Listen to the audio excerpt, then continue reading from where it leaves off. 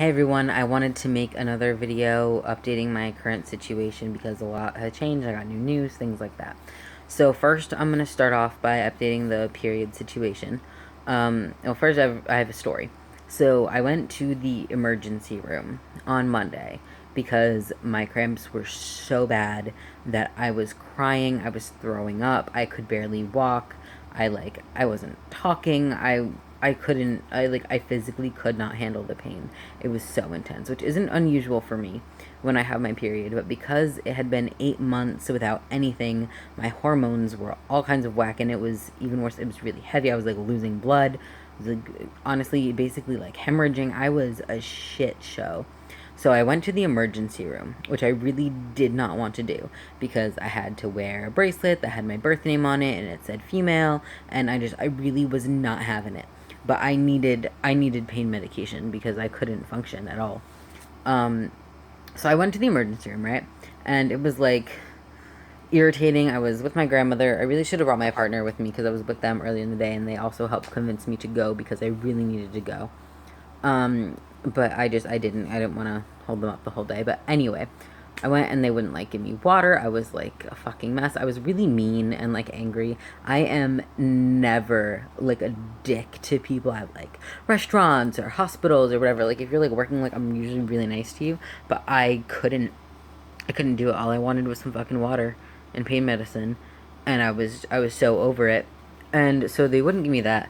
They eventually took me to go see a doctor, and he kept telling me how, oh, like, women do this every month, and how like, oh, you have cramps, like that's unfortunate. And he like was just like not getting it. And I was like, do you understand that I am a man and that I have not done this in 8 months? So this is a really big deal. Like, I am very concerned. And he was like, are you sure that you're transgender? Because you went off of testosterone. And I was like, I'm pretty sure that I want to punch you in the fucking face right now. That's what I'm sure about. And he was being such a dick. And I was so fucking mad. And so then they were like, oh, you might need a pelvic exam. And I lost my shit. I lost it. I said, absolutely under no circumstances are you fucking doing that right now. Like, I know they told me that, and so did my endocrinologist actually, when I went to go see her eventually, that I like really should go see a gynecologist to get my to, to get my shit sorted out. And like, I don't want to, but that'll be another video because I'll talk through that on camera, I guess. But anyway, they eventually gave me some pain medicine. They gave me Toradol. I had like an IV and everything, and they were giving me fluids with ringers because I was losing so much blood. So they gave me Toradol, which is basically like Motrin amplified, and I had an allergic reaction to it. I have a Motrin allergy, so like, but I take it sometimes. Like it's not that severe, so I don't know. But I guess they would think that maybe giving me a Motrin product like with an IV straight into my blood wouldn't be a good idea, but whatever. I like didn't die. They just gave me Benadryl. I was like covered in hives and really uncomfortable, and it didn't work for the pain at all. I was still in like I was like curled up in a ball. It was not good. Um, and I got myself to eat something though, which is because I hadn't eaten at all, and they were worried about that. Um, and so then I got morphine, which I'd never taken before. So they were like, "Oh, like have you had it? Did you have, any like side effects or anything?" I've never had morphine before. Like, the fuck was I gonna have morphine for? Um, because I don't know.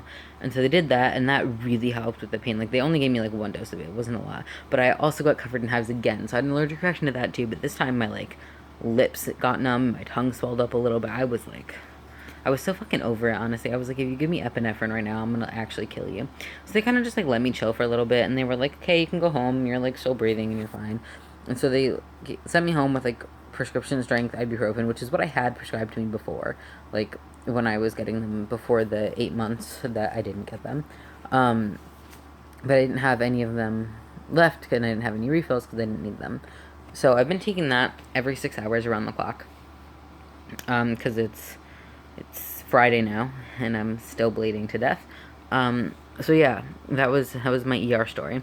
And then I went to my endocrinologist on Wednesday. So it was like 2 days after the emergency room on Monday.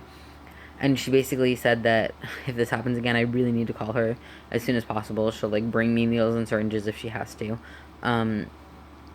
She was really like upset that I'm dealing with this. She's very concerned about like my mental health. She wants me to check in with my therapist because my therapist said that I was like suicidal and really close to needing to go back to the hospital. And they'd been like communicating, and so yeah, she upped my dosage on tea though.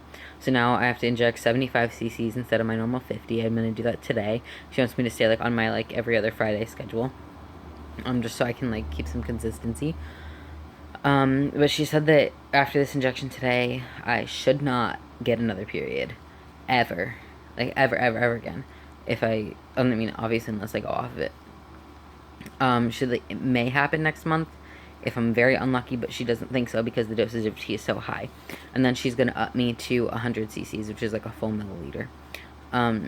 After that in like 3 months, so that'll be nice. I think that's a full adult dosage. I'm not 100% sure though. It's either 1 milliliter or 2, but also it's like different for everyone, so I don't know. So yeah, I guess that's good news. Also, other good news that I am incredibly fucking excited about. So I know in my last video I was bitching like all hell about my insurance company and top surgery.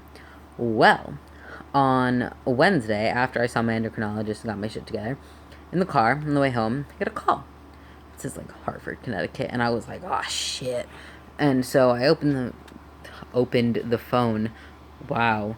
I answered the phone, and I like was talking to Mary, the scheduling woman, and she just said congratulations. And I was like, what the fuck? So I like lost my shit. She basically said my insurance approved my top surgery, which is wonderful. So I scheduled everything. Everything is great. I'm gonna show you my like scheduling board because like this shit it's a lot. Okay, so basically my pre-operation physical that I have to bring like a bunch of paperwork to is gonna be September 14th. At my like pediatrician's office, which will be nice. And then I have my pre-op like consultation where I get to sign all the paperwork that says like, hey, you might die, but give me your signature so I'm not liable. And that'll be September 18th.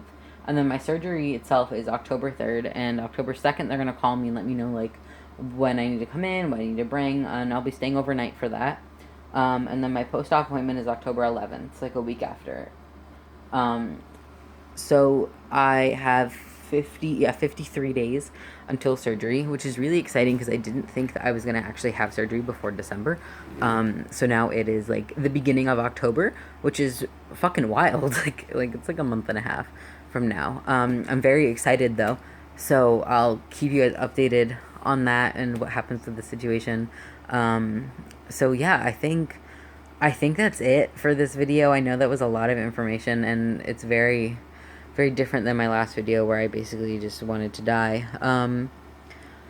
Yeah, so I will give you guys updates soon, I guess. Bye.